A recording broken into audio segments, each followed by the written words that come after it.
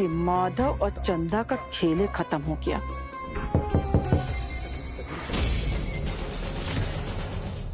इतनी रात को कौन हो सकता है? कहीं किसी को पता तो नहीं चल गया? हमारा पोल पट्टी तो नहीं खुल जाएगा? कौन है? हम है रानी दीदी।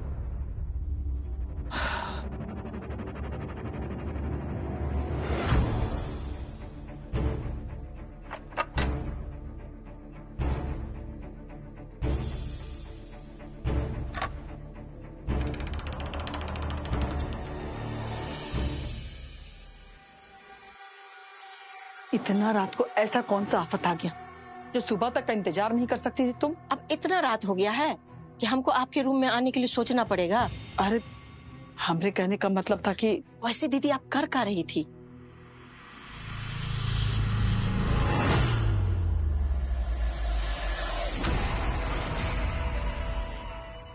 अपना नया गहना देख रहे थे सब। इतना सारा जेवर यहाँ रखे हैं दीदी। अरे चिंता की कोनो बात नहीं। हमरे कमरा में बिना हमरे अनुमति की कोई आता है का? हाँ ये बात तो है, किसी का हिम्मत नहीं है कि यहाँ पे आ जाए। ये बात भी तुम ठीक के कह रही हो, लेकिन फिर भी सावधानी बरतने में कोनो बुराई है का? हाँ दीदी। दीदी आगे का? आगे का? का मतलब आगे का? मतलब कि माधव को रास्ते से निकाल दी, चंदा आपके कब्जे में है, जेवर भी आपको मिल गया है, आगे का प्लानिंग है और हमरे लिए का निर्देश है? सबसे पहले तो ई मातमी माहौल का खत्म होने का इंतजार, उसके बाद जब सब लोग अपने अपने काम में व्यस्त हो जाएगा तो चुपके से जाकर के सारा जेवर को बेच देंगे। सब जेवर बेच दीजिएगा? अरे नहीं रे पगली, थोड़ा बहुत रखेंगे, लेकिन किन दीदी, जो थोड़ा बहुत रखिएगा और कोई पहचान लिया तो, और मान लीजिए चंदा देखी हुई होगी तो फिर क्या कीजिएगा? ये बात तो तुम एकदम में सही कह रही हो रानी। अब एक ही रास्ता है हमारे पास कि वो गहना को तोड़वा करके हम दूसरा गहना बनवा लें, कोई पहचान ही नहीं पाएगा। हाँ ये ठीक रहेगा। अब तो बस यही पता करना है हमको कि आखिर इतना सारा जेवर कौन खरीदेगा। दीदी एगो बात बोले? बोलो। इस सारा जेवर ना दूसरे शहर में जाके बेच दीजिए। वो काहे?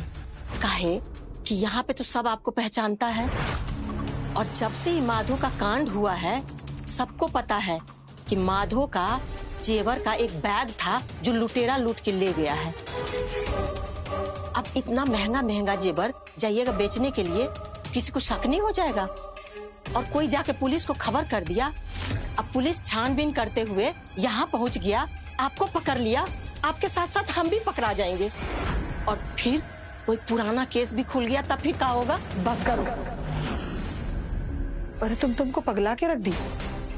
वैसे तुम सही कह रही हो रानी, ये बात तो हम सोचबे नहीं किए थे। और आप हमको मूर्ख बोलती हैं।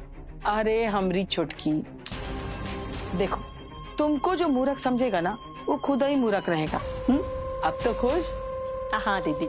अब वो सब छोड़ो और गहना रखने में हमारी मदद करो। चलो। हाँ दीदी।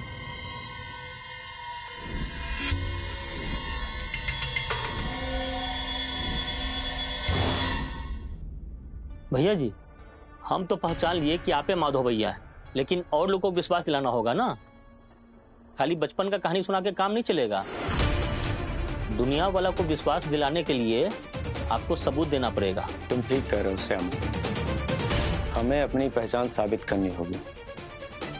कहें कि हमारे परिवार को हमारी जरूरत है, हमारी पत्नी चंदा को हमारी जरूरत है, हमारे बाबूजी को हमारी जरूरत है।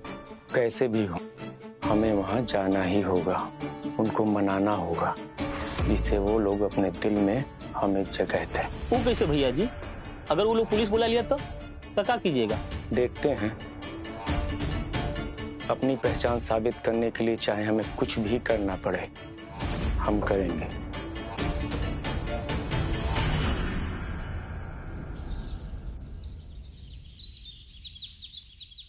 कल रात से ही हम कैसन दुविधा में फसल बानी माता रानी। ये जो आदमी आयल हवन हमार दिमाग एकदम चकरा रहल बा माता रानी, हमरा के रास्ता दिखाई।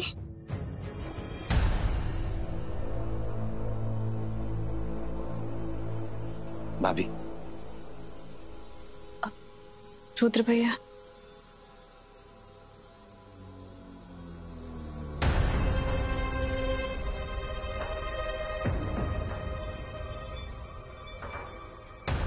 चंदा भाभी, ये आपके लिए। रुद्र भैया, हमरा के कुछ भी खाए पिए का मन नहीं के, आप पी ली। चंदा भाभी, तनी अपनी हालत तो देखिए। जिसको जाना था वो तो चला गया, लेकिन अभी आपको जीना है, और जीने के लिए अच्छा हेल्थ का होना जरूरी होता है भाभी। अब आप इस तरह कुछ खाइएगा नहीं, पीजिएगा नहीं, तो दिन पर दिन आपका हेल्थ तो डाउन हो जाएगा। जरा आप सोचिए कि अगर माधव भैया आपको ये हालत में देखते तो क्या कहते? आप खुश होते हो? नहीं ना भाभी? रुद्र भैया, हम क्या करें?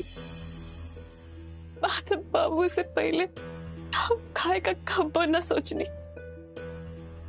जब हम खाए का सोचनी तब ये सोचनी कि हमारे माधव बाबू खाए हो खियन की नहीं, लेकिन उनके बिना अब हम कैसे खा सकते? उनके बिना तो हमारे गला से एक को दाना नीचे ना उतरी।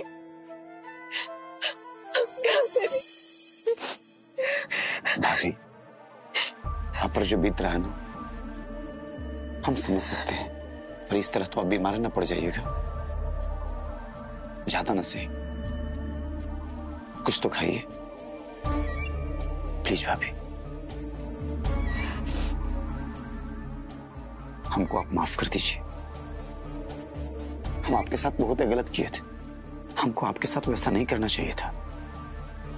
माधव भैया के गुजर जाने के बाद हम रोज भगवान से प्रार्थना करते हैं कि माधव भैया हमको माफ कर दे।